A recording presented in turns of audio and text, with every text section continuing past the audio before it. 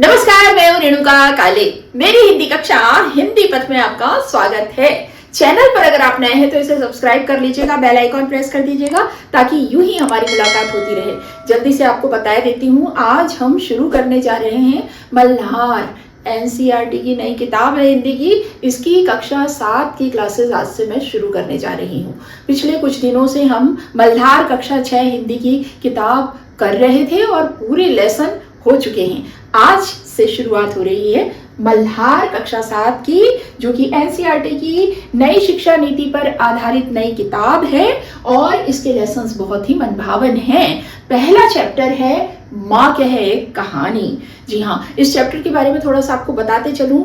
मैथिली शरण गुप्त जी, जो कि राष्ट्र कवि हैं, उन्होंने इस कविता को लिखा है और ये कविता माँ कह एक कहानी दरअसल मैथिली शरण गुप्त जी की एक बड़ी काव्य कृति यशोधरा का एक अंश है। अब यशोधरा के बारे में थोड़ा सा आपको बताते चलूं और आपको समझने में आसानी होगी, इस वजह से ये बताना बहुत जरूरी है।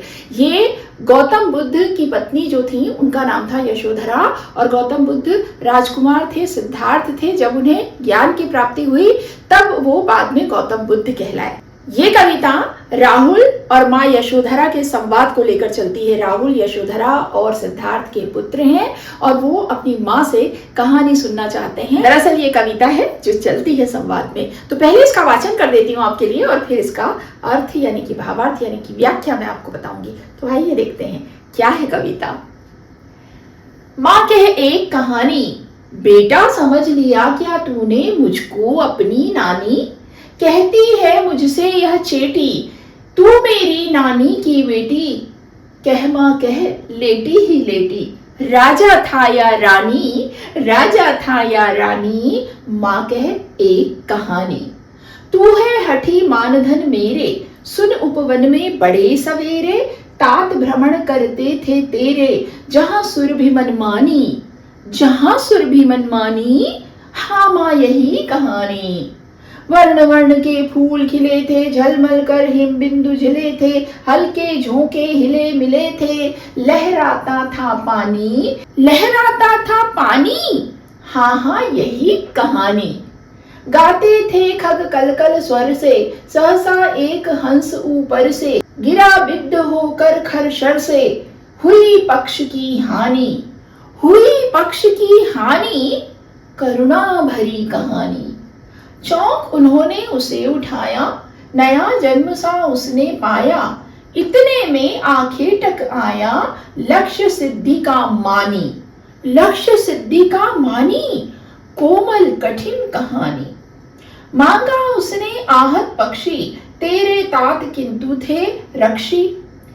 तब उसने जो था खगभक्षी, हठ करने की ठानी, हठ करने की ठानी।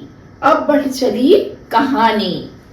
आगे हुआ विवाद सदैव निर्दय में, उभय आग्रही थे स्विषय में। गई बात तब न्यायालय में, सुनी सभी ने जानी, सुनी सभी ने जानी। व्यापक हुई कहानी। राहुल तू निर्णय कर इसका, न्याय पक्ष लेता है किसका। कह दे निर्भय जय हो जिसका, सुन लूं तेरी बानी।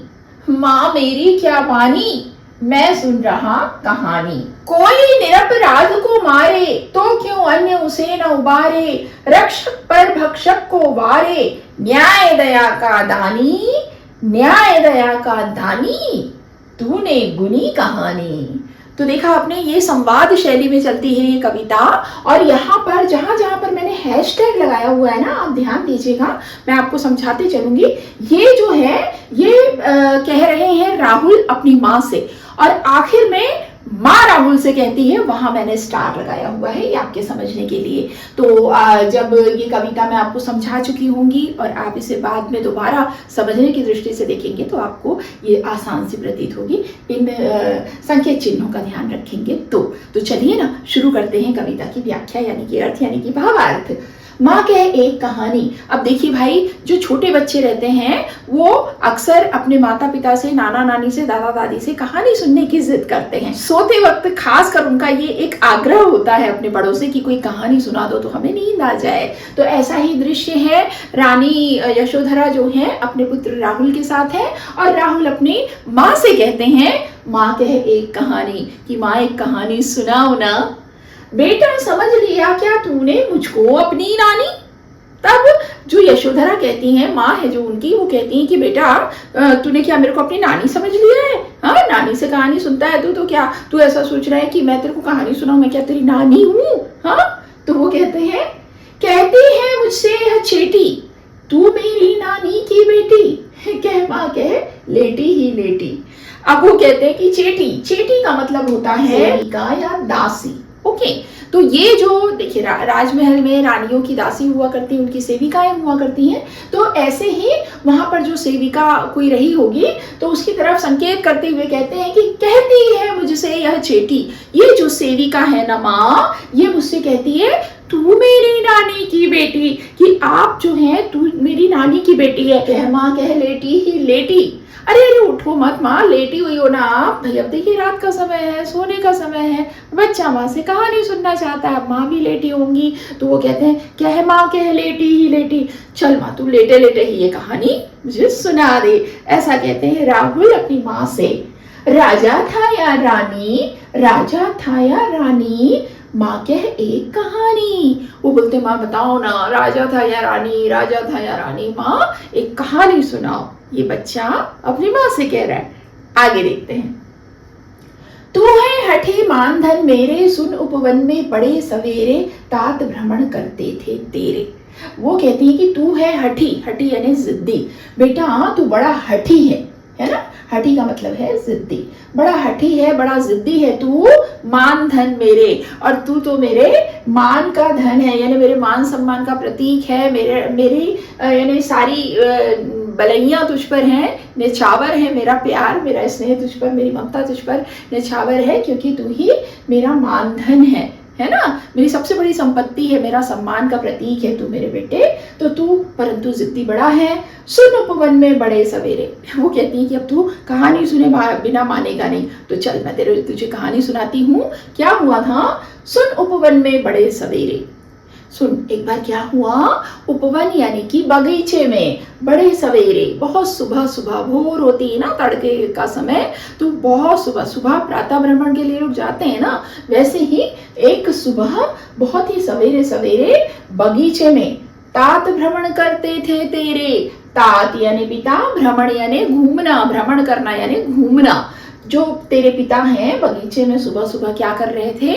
घूम रहे थे, सैर कर रहे थे। जहां सुरभि मनमानी, जहां पर सुरभि यानी कि हवा बहुत अच्छी तेजी से बह रही थी, हवा बह रही थी। सुबह की हवा देखिए कितनी मनभावन होती है, वो हवा जो है बहुत अच्छी लग रही थी, मन को भाने वाली थी। जहां सुरभि मनमानी, हाँ यही कहानी है। अब देखिए ये मैंने आपको बताया हैशटैग जहां जहां लगा हुआ है, वो कह रहे हैं राहुल। अब यहाँ तक कहानी सुन लिए तो उनको खट से याद आया कि ये कोई कहानी पहले भी, बाप कितनी बार नई नई कहानियां सुनाएंगे, तो माँ ऐसे कभी और सुनाती हो रही होंगी कहानी। तो वो बच्चा जैसे ही यार ये बात सुनता है, अच्छा जहां सुरभि मनमानी, हाँ माँ यही कहानी, कि माँ ये वाली कहानी है क्या? हाँ हाँ यही वाली कहानी सुनाओ। वर्ण वर्ण के फूल खिले थे, झलमल कर हिम बिंदु चिले थे, हल्के झोंके हिले मिले थे। वो कहते हैं वर्ण वर्ण के फूल खिले थे। कौन कह रही है? यशोधरा अपने बेटे को बता रही हैं कि वहां पर उपवन है भाई, बगीचा है, तो वहां वर्ण वर्ण, वर्ण वर्ण यानी रंग बिरंगे, रंग रंग के फूल वहां पर खिले हुए थे। झलमल कर हिम बिंदु झिले थे। अब देखिए पौधों में, पत्तियों में और फूलों में ओस की भी बूंदें सुबह सुबह जो हैं, हिमकण बोलते हैं जिन्हें, वो उसमें मोतियों की तरह चमकते हैं। और जब सूर्य की पहली किरण उस पर पड़ती है तो वो रिफ्लेक्ट होकर बहुत ही चमचमाते हुए से, झिलमिलाते हुए से प्रतीत होते हैं, और ये बड़ा ही खूबसूरत नज़ारा होता है। थोड़े समय के लिए होते हैं वो ओस के कण, और उसके बाद जब धूप तेज हो जाती है तो वो गायब हो जाते हैं। तो वो कह रही हैं यशोधरा कि वहां पर उपवन में तरह तरह के रंग रंग के फूल खिले हुए थे, जिसमें ओस के कण झिलमिला रहे थे। हल्के झोंके हिले मिले थे और हल्के हवा के झोंके भी चल रहे थे, हिले मिले थे, उसमें घुले मिल गए थे। पेड़ों की और फूलों की पत्तियां, फूल लहरा रहे थे, जिसमें ओस के कण थे, हवा के झोंके से वो लहरा रहे थे। लहराता था पानी, और वो बता रही हैं कि वहां पर जो सरोवर है उसमें जो पानी था वो भी हवा के झोंकों से लहरा रहा था। वो कहते हैं, अब राहुल यहाँ तक कहानी सुन चुके हैं, अब वो कहते थे लहराता था पानी। हाँ हाँ, यही कहानी। अब उनको बड़ा मजा आ रहा है, वो दृश्य को विजुअलाइज कर रहे हैं कि अरे वाह, पानी लहरा रहा था। हाँ हाँ माँ, यही वाली कहानी। गाते थे खग कलकल स्वर से, सहसा एक हंस ऊपर से, गिरा बिद्ध होकर खरशर से, हुई पक्ष की हानि।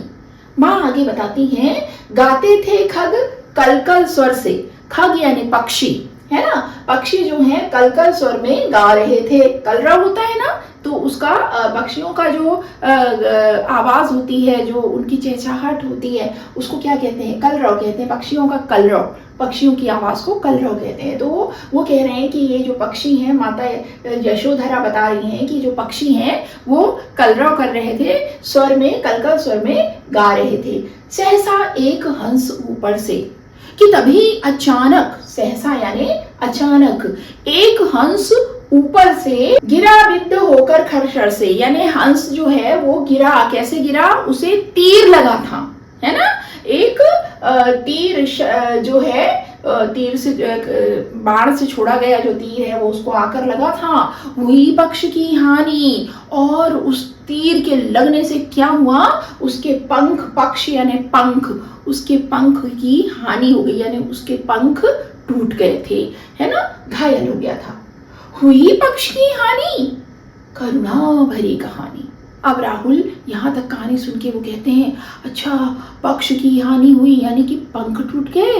ओहो, ये तो बड़ी ही करुणा भरी कहानी है माँ। आगे कहते हैं, यशोधरा बताती हैं, चौंक उन्होंने उसे उठाया, नया जन्म सा उसने पाया, इतने में आंखें टक आया, लक्ष्य सिद्धि का मानी। चौंक उन्होंने उसे उठाया।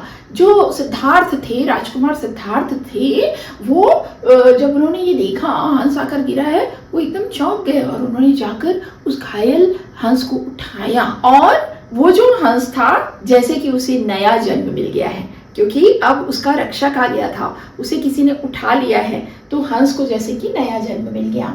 इतने में आंखें टक आया, आंखें टक यानी शिकारी। ये सब चल ही रहा था कि इतने में वहां पर आ गया शिकारी, लक्ष्य सिद्धि का मानी।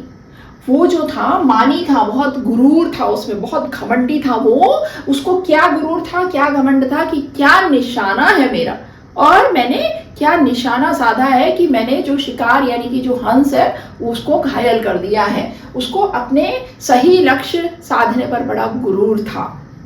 लक्ष्य सिद्धि का मानी, कोमल कठिन कहानी। राहुल कहते हैं, अच्छा, उसको अपना लक्ष्य साधने का इतना घमंड था। वाकई ये तो कहानी कोमल भी है और बहुत कठिन भी है।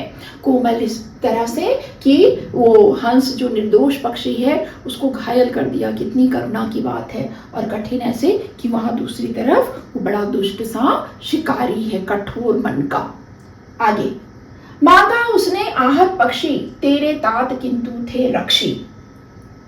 वो आया और उसने उस आहत यानी घायल हो चुका था जो पक्षी, उसको उन्होंने, यहाँ पर आहत का मतलब घायल है ना, तो वो घायल पक्षी को उन्होंने मांगा। किससे?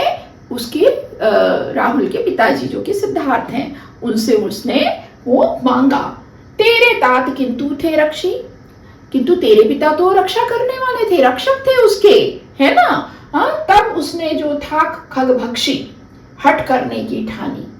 तेरे पिता तो रक्षक थे, वो कैसे दे देते भाई उस घायल पक्षी को, तो वो अब अपनी पनाह में ले चुके हैं, तो वो देने से इनकार करते हैं। तब क्या होता है? तब उसने जो था खगभक्षी, हट करने की ठानी। खग यानी पक्षी, भक्षी यानी भक्षण करने वाला। तब वो जो खगभक्षी यानी पक्षियों का को खाने वाला जो था शिकारी, उसने क्या किया, हट करने की ठानी। अब तो वो जिद करने लगा कि नहीं नहीं, इसे मैंने मारा है, ये मेरा शिकार है, इसे मुझे दो।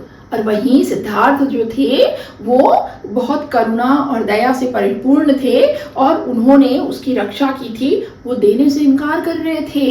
अब क्या होता है, हट करने की ठानी, हट करने की ठानी, अब बढ़ चली कहानी।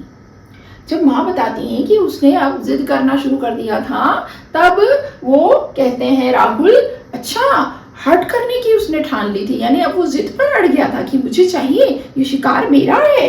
अब तो ये कहानी आगे बढ़ चली है। अब उसको उत्सुकता हो रही है कि क्या होगा आगे, आखिर क्या होगा। हुआ विवाद सदैव निर्दय में, उभय आग्रही थे स्वविषय में।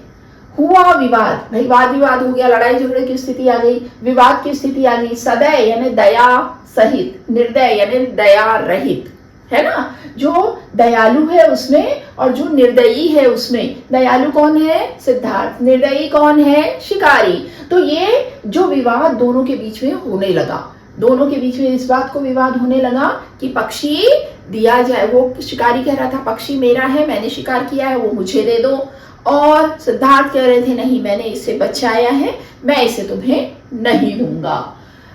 उभय आग्रही थे स्व विषय में। उभय यानी दोनों, आग्रही यानी अड़े हुए थे। इस वक्त यहाँ पर इसका अर्थ है अड़े हुए थे स्व विषय में, यानी अपनी अपनी बात पर अड़े हुए थे दोनों ही पक्ष, है ना।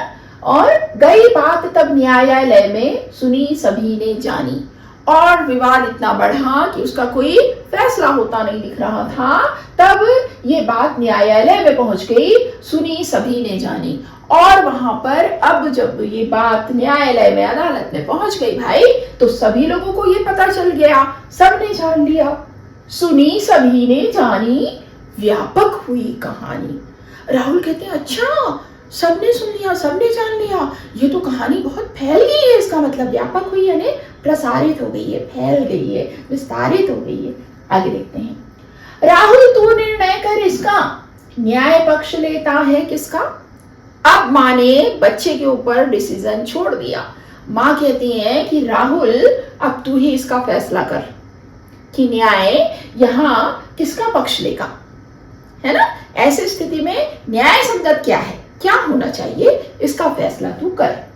कह दे निर्भय जय हो जिसका, तू बेखौफ होकर बिना डरे तू ये बात बता मुझे कि यहाँ पर किसकी जीत होगी, किसकी जीत होनी चाहिए, न्याय संगत क्या है ये, किसको पक्षी मिलना चाहिए, किसके पास रहना चाहिए, ये बात तू बिना डरे मुझे बता दे। तो वो सुन लूं तेरी बानी, मैं तेरे भी विचार सुन लूं, बानी यानी बात सुन लूं, तेरी भी बात मैं सुन लूं, ऐसा माँ कहती है। माँ मेरी क्या बानी, वो कहते हैं माँ मेरी क्या बानी, यानी मैं क्या बात करूं, मैं क्या बोलूं, मैं सुन रहा कहानी, मैं तो कहानी सुन रहा हूं, है ना, मैं क्या इस बारे में बोलूं। फिर वो आगे कहते हैं कोई निरपराध को मारे तो क्यों अन्य उसे ना उबारे। अगर कोई निर्दोष को, निरपराध को, बेचारा कोई मासूम है, उसने कोई गुनाह नहीं किया, उसका कोई कसूर नहीं है और उसको कोई प्रताड़ित कर रहा है, मार रहा है, तो कोई और दूसरा आकर उसको उस परिस्थिति से क्यों ना निकाले भाई, है ना। ऐसी स्थिति में कोई आकर उसका निरपराध का, निर्दोष का साथ क्यों ना दे, उसको उस स्थिति से क्यों ना निकाले। रक्षक पर भक्षक को वारे, है ना, और जो रक्षा करने वाला है उसी की जीत होगी, भक्षक को वारे, है ना। ये जो जैसे बोलते हैं ना कि इसको तो निछावर कर देना चाहिए, वारना, निछावर कर देना, कि रक्षा करने वाले के सामने भक्षक की कोई हस्ती नहीं है और उसको वार देना चाहिए, उसके ऊपर कुर्बान कर देना चाहिए भक्षक को, यानी भक्षक की कोई अहमियत यहाँ है नहीं रक्षक के सामने, रक्षक है तो वो बड़ा है।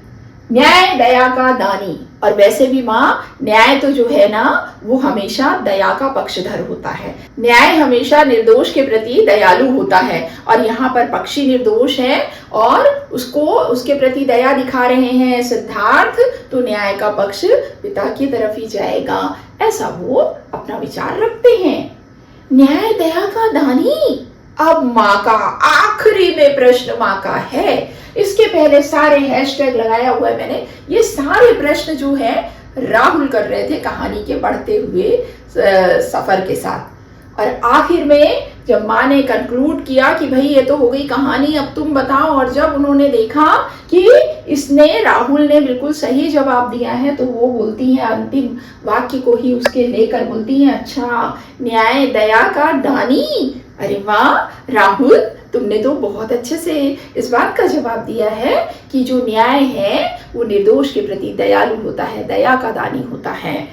तूने गुनी कहानी, और मैं समझ गई हूँ मेरे बच्चे कि तूने इस कहानी को गुन लिया है, समझ लिया है, इसके मर्म को समझ लिया है अच्छी तरह से। और इस तरह से माँ कहे एक कहानी, ये कविता जो कि मल्हार कक्षा 7 का पहला चैप्टर है, यहीं खत्म हो जाती है ये कविता। अब मैं आपको थोड़ा सा बताते चलूँ इस कविता के रचयिता मैथिली शरण गुप्त जी के बारे में। मैथिली शरण गुप्त जी जो हैं वो राष्ट्र कवि कहलाते हैं। अब कोई राष्ट्र कवि ऐसे ही तो नहीं कहलाएगा भाई, है ना। उन्होंने राष्ट्र के लिए, देश के लिए, देशभक्ति से ओतप्रोत अनेक रचनाएं की हैं, और उनकी रचनाओं ने लोगों में देशभक्ति की भावना का जागरण किया है, जागृत की है।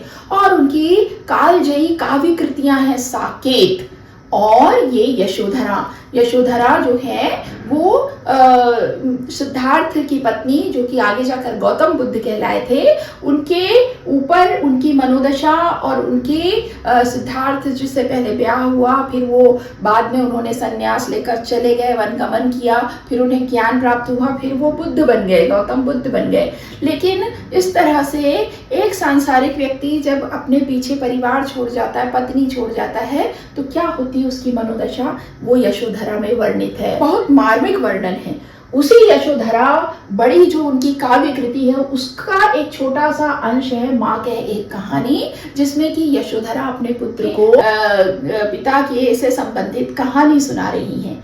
साकेत एक और इनकी बहुत ही प्रसिद्ध काव्य रचना है और बहुत बड़ी काव्य रचना है। ये रामायण के उपेक्षित पात्र उर्मिला की कहानी कहती है। उर्मिला जो लक्ष्मण की पत्नी थी।